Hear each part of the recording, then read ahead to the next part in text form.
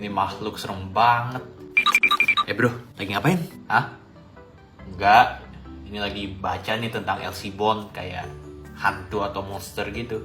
Hantu atau monster? Iya, ini hantu dari Venezuela, tinggi 3 meter, punya kaki panjang, bawa tas kain yang isinya tengkorak. Waduh, ngeri juga tuh. Terus? Ya gue juga nggak tahu, baru baca juga. Jadi penasaran gue nih. Iya, menarik kan? Coba ada yang bisa jelasin.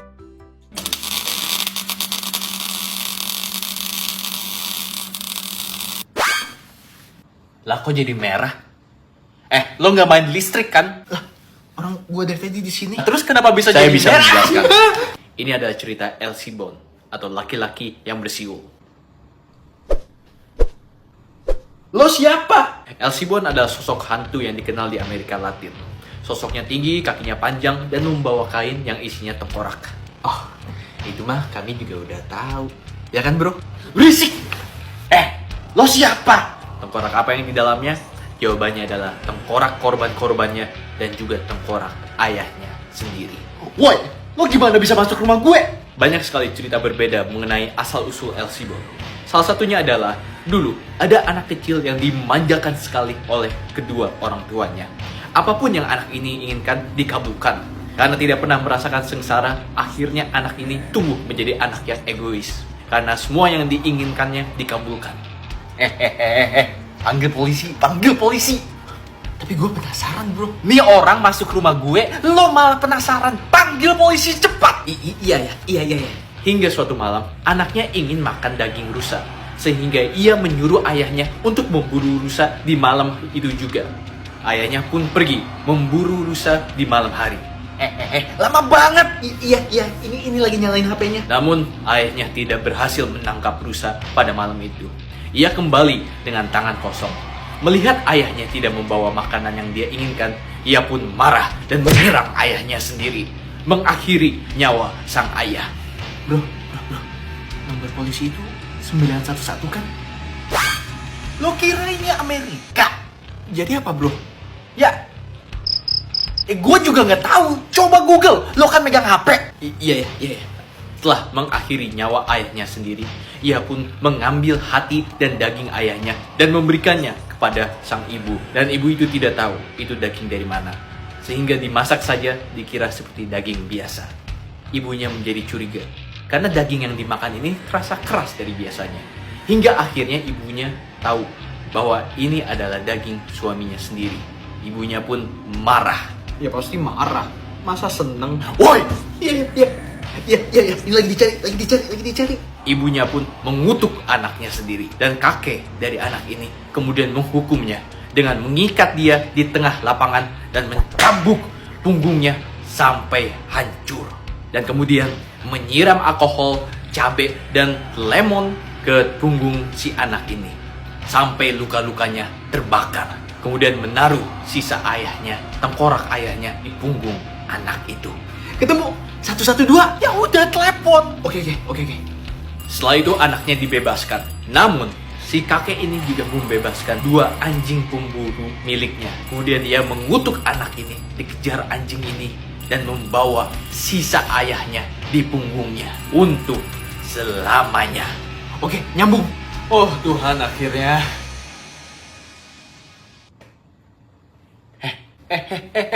Dia kemana? Halo, polisi. Dan semenjak itulah roh anak ini berkeliaran. Katanya di musim hujan, roh ini akan pergi berteduh di rumah orang-orang. Dan jika kamu atau keluarga di rumah mendengar suara tulang saling bertumbuk, maka itu adalah tanda seseorang akan kehilangan nyawa mereka di pagi hari. Apa-apaan tadi bro? Itu orangnya siapa tadi? Lo kira gue tahu? Tapi ceritanya menarik juga ya bro. Tahu ah.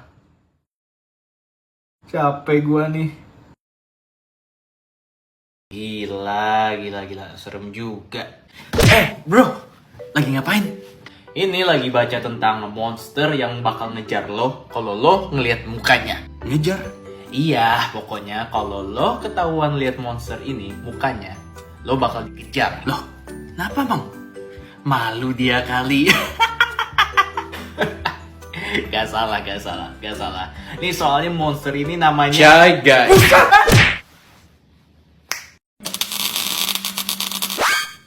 Ini adalah cerita SCP-096 atau dikenal sebagai Shy Guy. Bro, ini orang muncul lagi. Aduh, kepala gua. Monster ini memiliki tinggi 2 meter dan tangan sepanjang 1,5 meter. Dengan badan yang kurus dan muka yang pucat. Monster ini juga memiliki kuku yang sangat panjang dan mata yang tidak ada pigmentasi. Jadi tidak kelihatan apakah monster ini sebenarnya buta atau tidak. Nih orang lagi. Iya bro, yang kemarin muncul tiba-tiba. Bukan hanya itu, kukunya saking tajamnya bisa motong besi dan apapun yang ada di hadapannya. Juga, mulutnya juga bisa terbuka 4 kali lebih lebar dibanding manusia biasa. Jadi ya, bukan pemandangan yang bagus untuk dilihat. Lo yang gak indah dilihat. Nice bro. Berisik. Iya. Monster ini saat ini sedang diperangkap oleh Yayasan SCP. Dari kandangnya, kalian bisa mendengar tangisan dan jeritan dia. Dan kadang, dia pergi berjalan-jalan di kandangnya. Biasanya makhluk ini, monster ini, tidak membahayakan. Kecuali kalau Anda melihat mukanya. Jadi gimana bro? Apa gua panggil polisi? Gak tahu. Ini orang udah kayak hantu. Jika kau melihat muka SCP-096 ini, SCP-096 ini akan menutup mukanya dengan tangannya dan kemudian ia akan menjerit, menangis bagaikan ia dalam bahaya. Kemudian ia akan mengejar kamu. Dan apa yang dia lakukan setelah mengejar kamu? Dengan kata-kata sedikit sopan, kamu akan dihabisi oleh SCP-096 sampai tidak ada yang tersisa dari keberadaanmu. Serem juga. Lo dengerin dia? Ya, gua ngapain lagi dong bro? Ya usirlah, jangan dengerin aja. Dan yang lebih seram lagi, SCP-096 ini akan melakukan ini ke siapa saja yang melihat mukanya secara langsung atau tidak langsung. Iya, jadi kalau kau melihatnya melalui foto, televisi, atau bahkan alat cetak lainnya, SCP-096 ini akan mengetahuinya dan akan mengejar kamu dimanapun kau berada. Wah. Udah kayak mantan gua.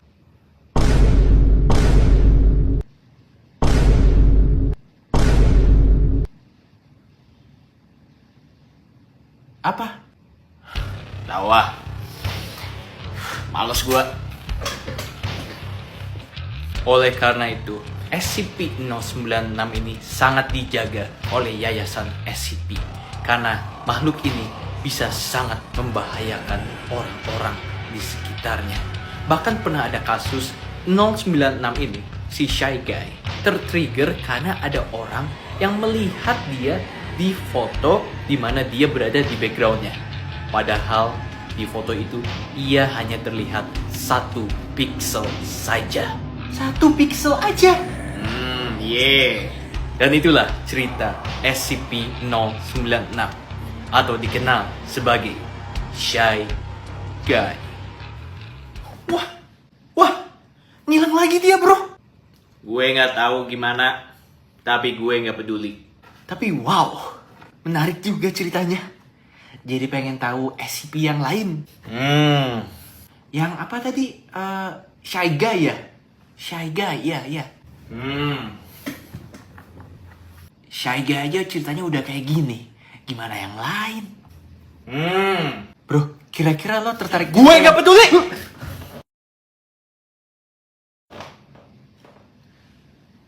Ya,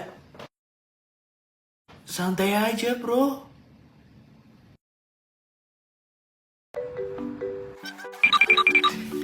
Bro, lagi ngapain? Shh, gue lagi nonton nih. Nonton apa? Ini film judulnya Hack. Ceritanya ada anak kecil bangun di tengah malam dan denger TV rumahnya masih nyala. Oke, terus? Nah, dia periksa rumahnya dan anehnya TV-nya nyala tapi lampu-lampunya tidak bisa nyala. Terus? Sekarang nih anak lagi nyari ibunya tapi nggak ketemu-ketemu. Padahal ini lagi di tengah malam. Terus? Terus jidat lo. Gue juga baru nonton. Tapi apa? Kenapa lo pause videonya?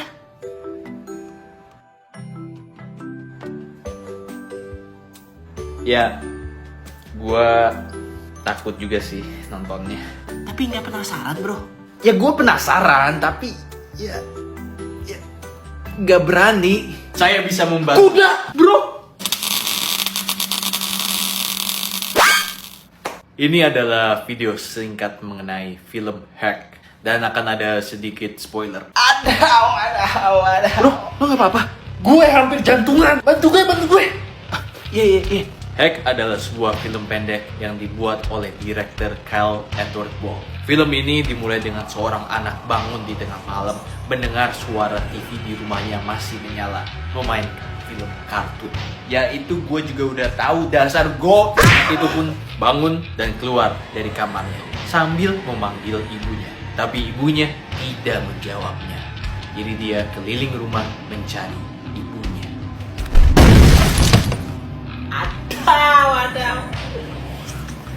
Bro, you okay? Yang lebih aneh lagi, lampu di rumahnya tidak mau menyala, padahal TV-nya mau nyala. Jadi anak ini terpaksa menggunakan senter keliling rumahnya yang gelap sekali. Dia pun terus memanggil ibunya, tapi ibunya tidak menjawab. Ia pun mencoba keluar dari rumah, tapi ketika ia berada di pintu keluar rumah, pintunya tidak mau kebuka. Wah bro, ini seru juga nih dijelasin. Lebih seru kalau nonton sendiri. Tapi bukannya lo takut? Lo mau gue tonton lagi?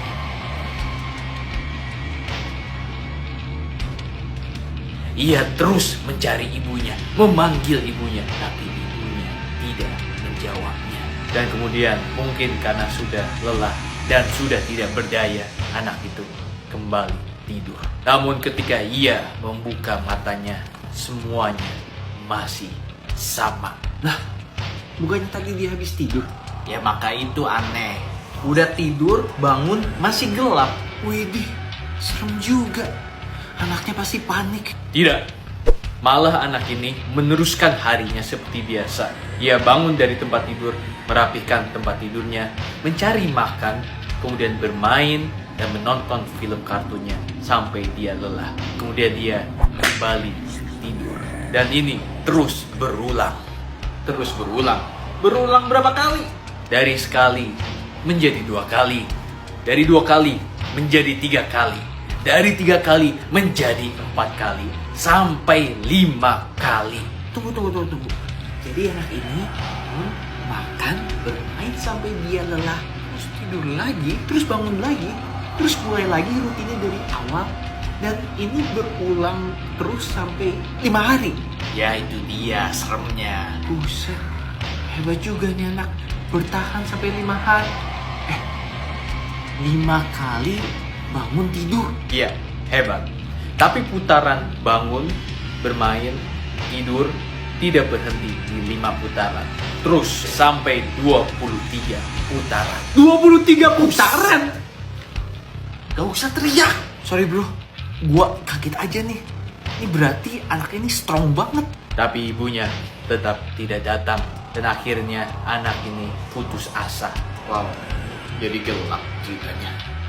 Kan dari awal emang gelap kan bro.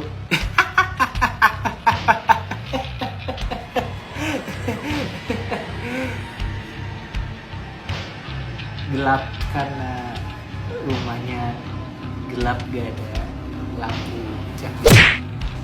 Namun sesuatu yang berbeda terjadi di putaran ke-63 atau hari ke-63. Ia menemui kamar yang sebelumnya tidak ia temukan. Dan ketika ia masuk, ia melihat ibunya. Sosok ibunya di tempat tidur. Sosok ibunya tanpa mulutnya. Setelah itu, ibu dan anak ini melanjutkan kehidupan mereka di rumah yang misterius ini, di mana mereka tidak bisa keluar. 63 putaran atau hari menjadi 100 hari. 100 hari menjadi 300 hari. 300 hari menjadi 800 hari. Dan 800 hari menjadi ribuan hari. Ribuan! Sampai pada akhirnya di titik di mana ibu dan anak ini kehilangan semua harapan. Anak kecil ini berkata, "Bunda, sepertinya kita sedang di neraka." Dan itulah film Hack dari Kyle Edward Ball. Jika kalian tertarik, kalian bisa menonton film lengkapnya di YouTube atau melihat film lain Kyle yang dengan judul Skinamarink, karena Hack adalah prototipe dari film ini. Itu saja mengenai Hack. Dengan begitu, sampai jumpa. Bro, tadi aku pingsan jadi nggak denger. Ceritain dong. Nonton aja sendiri.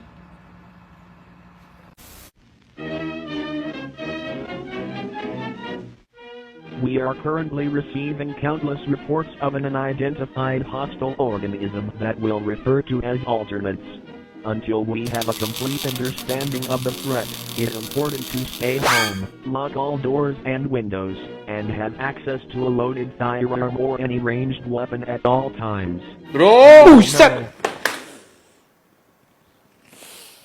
Apa? Minta ambilin tisu dong.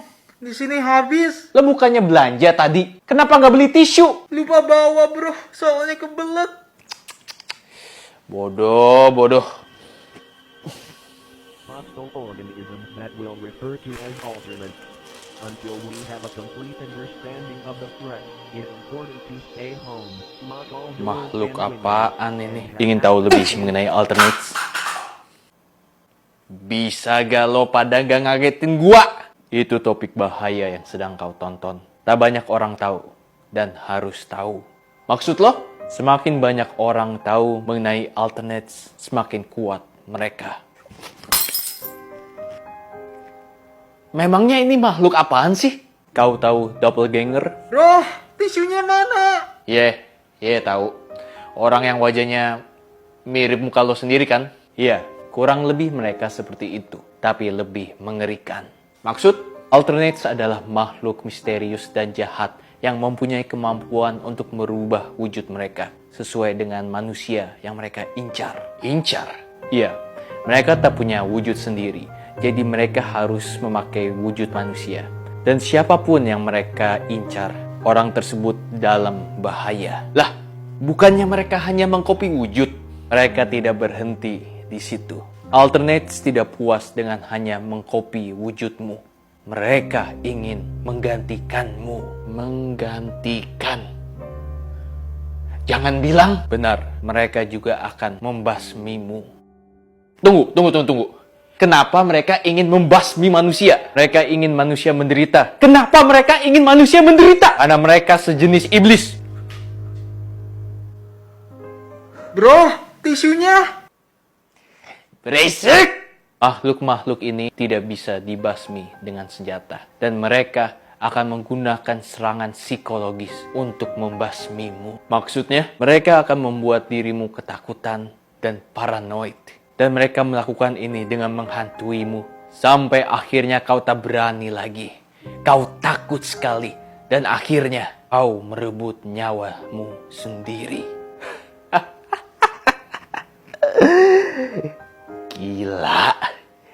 Saya akan memberitahu kau 3 tipe alternate ini. Yang satu adalah doppelganger. Mereka akan memiliki wajah dan muka yang sama seperti kamu. Jadi jika kau melihat ada orang yang memiliki wajah yang sama denganmu, langsung kabur. Lah, muka lo bukannya mirip muka gue. Tipe yang kedua. Oke, kita lanjutin aja omongannya. Tipe yang kedua. Kita skip dulu. Tipe yang ketiga. Tipe yang ketiga memiliki bentuk seperti manusia, tapi beberapa anggota badannya terlihat tidak normal. Tunggu. Barusan lo skip tipe 2. Tipe yang kedua adalah... Bro, lo lagi di dalam kan? Bro?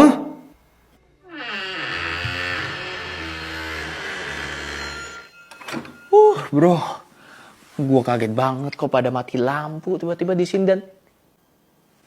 ada lo? Wah, berarti lagi cerita ya? Waduh, tahu gitu bro, coba bilang. Gue bakal bulu. Lo dari mana? Hah? Lo habis dari mana? Gue tadi ke minimarket. Jangan bohong! Lo bukannya lagi di toilet? Toilet? Enggak, gue ke minimarket. Kalau lo lagi ke minimarket, jadi siapa? Bro, di mana tisunya? Gue yang halusinasi atau gue denger suara gue sendiri? Bro, di mana tisunya?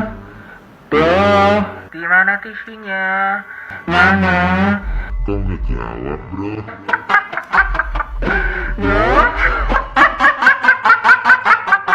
Tisunya di mana, bro?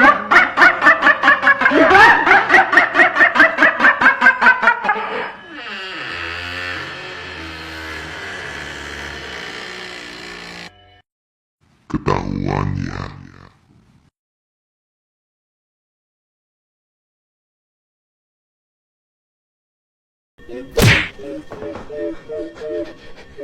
Gila. Ya Tuhan, kita terperangkap dan makhluk di luar itu nungguin. Memang situasinya tidak ada harapan seperti di film-film horor. Biasanya di film-film horor, orang yang teladan, baik dan soleh seperti saya, itu yang mati duluan. Kalau di film horor Amerika, biasanya yang mati duluan itu yang... Berisik lo pada! Daripada lo berdua sendiri, mending bantu gua nih tahan pintu. Kita harus ngapain? Lo tahu banyak hal kan? Ini makhluk apaan di balik pintu ini? Yang di luar itu disebut sebagai alternates atau doppelganger. Terus gimana ngatasinnya? Alternates pada umumnya tidak bisa menyerang dengan secara fisik, tapi dengan serangan mental. Ya gue juga mental sekarang. Ya gue juga tahu itu. Tapi gimana ngatasinnya? Lama kali yang harus kita lakukan adalah jangan panik.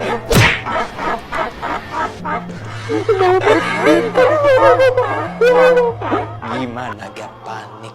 Ada makhluk setan di belakang gua. Oke. Bagaimana kalau kita tarik nafas dulu? Lupakan ketawa dan serah-serinya di luar sana.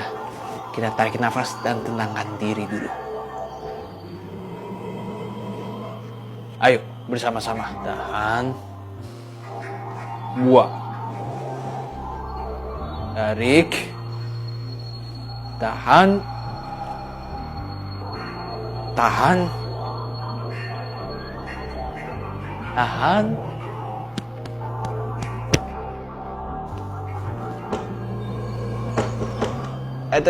Tunggu. Sabar.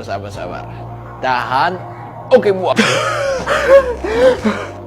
Gimana? Jiwa sudah tenang? Pala lo jiwa tenang. Adanya jiwa hampir hilang.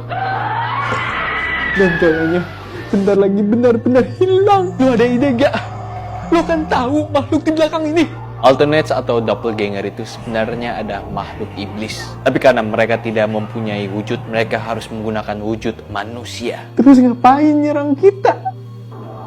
Bukannya saya sudah jelasin di episode sebelumnya. Dia belum ada waktu lo jelasin. Oke. Jadi sebenarnya makhluk ini adalah iblis yang ingin menguasai dunia. Tapi karena mereka tidak mempunyai wujud, mereka ingin mengambil wujud kita.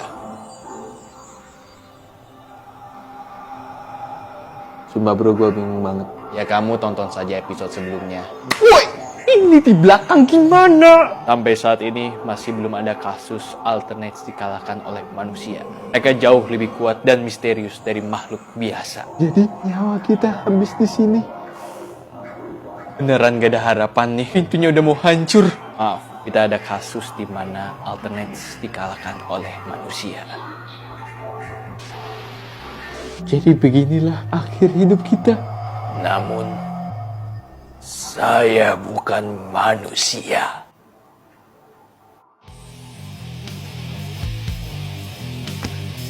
Saya Bang Storyteller.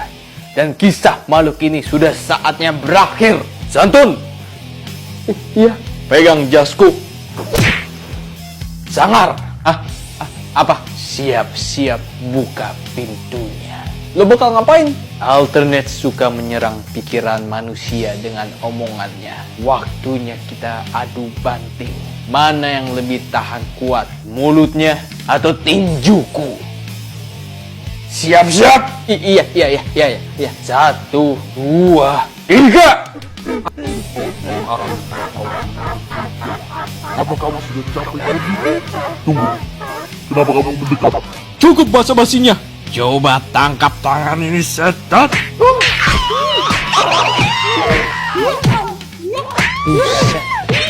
Udah berantem dia bro. Dan itu gue gak bakal ngegas tiap kali dia datang. Bro, lagi ngapain? Gak ngapain-ngapain. Kenapa lo? Pusing? Ya iya gue lagi pusing. Dari kemarin ada aja kejadian yang gak jelas. Di episode sebelumnya aja kita dikejar makhluk yang gak jelas. Gue gak bisa tidur coy. Gue malah bingung. Lo kok santai aja? Ya, gua mah slow aja. Apapun yang terjadi, gue terima. Coba lo relax dikit deh. Ya. Oke. Gua coba relax dikit deh. Bagaimana relax dengan sebuah cerita? Gue malah nggak bisa relax ada lo. Hah? Ini adalah cerita Russian Sleep Experiment. Lah, ini bukannya sudah pernah dibahas ya? Kali ini lebih detail. Si Taksu gak ada ide lain ya? Ya, itu juga.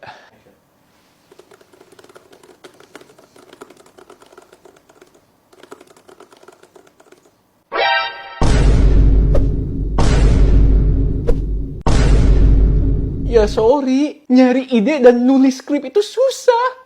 Lanjut ceritanya. Pada tahun 1940, Perang Dunia sedang berlangsung dan berbagai negara selalu mencari cara untuk membuat pasukan mereka menjadi lebih kuat. Dan dari pihak Rusia, katanya, ada obat yang katanya dapat membuat orang terus bangun tanpa lelah.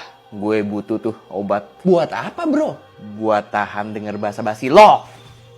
Namun, untuk memastikan obat yang mereka buat ini berfungsi, mereka perlu melakukan riset. Dan akhirnya, mereka memutuskan untuk menggunakan 5 tahanan perang untuk dijadikan bahan eksperimen. Buset, tahanan? Nggak pakai hewan aja? Zaman perang lebih banyak tahanan banding hewan percobaan. Mereka dikurung di sebuah ruangan besar yang ada tempat tidur, air, buku-buku, dan juga toilet. Kemudian dari sinilah mereka dikasih gas percobaannya sedikit demi sedikit. Oh, mereka juga dijanjikan kalau mereka bisa bangun selama 30 hari tanpa tidur, mereka akan dibebaskan. 30 hari? Gue aja 1 hari nggak tidur, nggak kuat. Awalnya semuanya berjalan seperti biasa saja. Namun hal-hal aneh mulai terjadi di hari kelima. Setelah 5 hari, para tahanan mulai menjadi paranoid dan berhenti bicara dengan satu sama lain. Para ilmuwan mengira ini karena efek samping gasnya. Pada hari ke-9, salah satu dari tahanan berteriak selama 3 jam sampai tenggorokannya hancur. Buset. Lalu tahanan lainnya diapain? Mereka diam saja. Malah setelah tahanan yang berteriak selama 3 jam itu berhenti, salah satu dari tahanan yang lain ikut berteriak. Mereka jadi gila karena gas eksperimennya. Mungkin karena di hari ke-14, ketika ruangannya dibuka, para tahanan berkata bahwa mereka tidak mau kebebasan. Mereka hanya menginginkan gasnya lagi. Gas eksperimennya? Bukan, gas kentut. Ya iyalah gas eksperimennya. Gas apa lagi bodoh? Ya, sorry. Mereka semua malah menjadi tambah gila. Sampai bahkan mereka melukai diri sendiri dan menyerang para ilmuwan lain. Ketika para ilmuwan mencoba untuk menghentikan mereka. Anehnya, seberapa parah luka mereka, mereka masih saja bisa berteriak dan terus mengkonsumsi gasnya. Dan pada akhirnya hanya 3 tahanan yang selamat. Dan mereka ditangkap oleh para ilmuwan. Terus apa yang terjadi?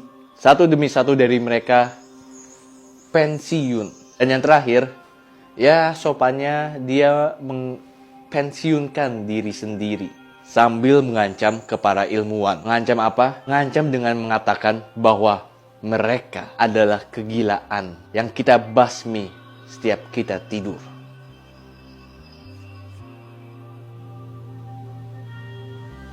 Oh, dan ini tampang salah satu dari mereka. Anjir, jump scare. Dan itulah cerita singkat dari Russian Sleep Experiment. Lah, hilang lagi dia. Ya, kayak biasa. Habis selesai basa-basinya dia ngilang. Iya. Tapi ceritanya menarik juga ya, bro. Ya, lumayan. Gue senang aja kali ini gak ada monster atau hantu gak jelas.